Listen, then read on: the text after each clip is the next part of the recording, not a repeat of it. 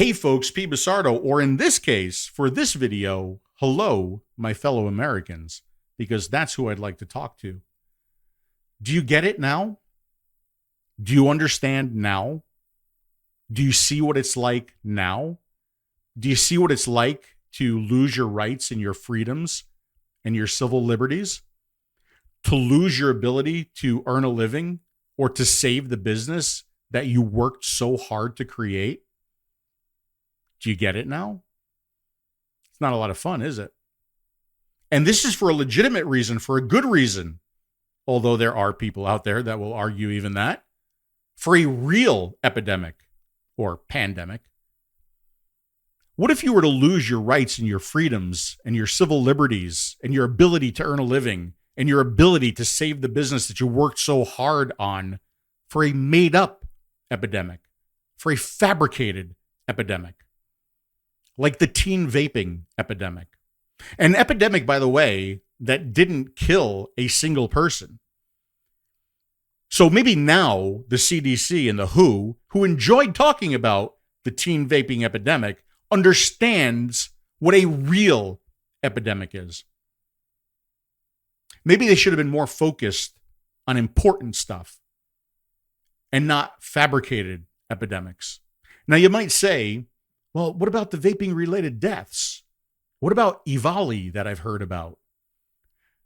None of those were caused by nicotine vaping.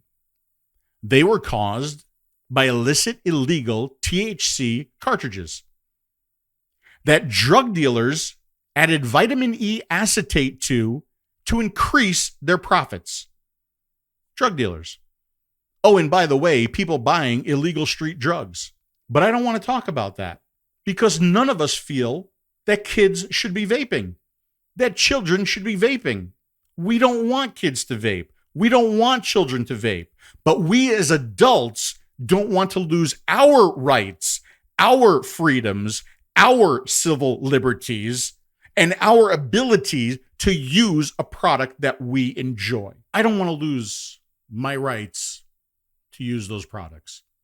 And I don't think businesses should have to lose their ability to offer products that people want, especially when it's not hurting anyone. Do what you need to do to keep these products out of the hands of children, but don't do it at the expense of adults. You already have T21. Nobody under the age of 21 years old should be buying cigarettes or vaping products. So what do bans do? Bans affect adults. Bans affect business. Bans affect manufacturing. Is this really a good time to be taking more jobs away? To make it harder for people to keep their business? Is any time a good time to do that? Especially when these businesses are 21 and over, don't sell to teens, and aren't harming anybody. I'm 50 years old. I like peach and I like watermelon.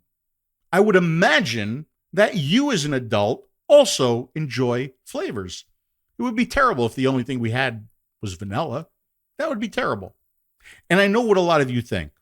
I know a lot of you think that we're just like smokers. We're just dirty, disgusting smokers or vapors, and you just can't wait for us to all die and go away.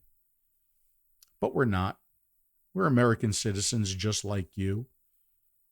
We're your sons and your daughters, your brothers and your sisters, your mothers and your fathers, your grandfathers and your grandmothers. We have rights just like you. For years now, vapors have been saying,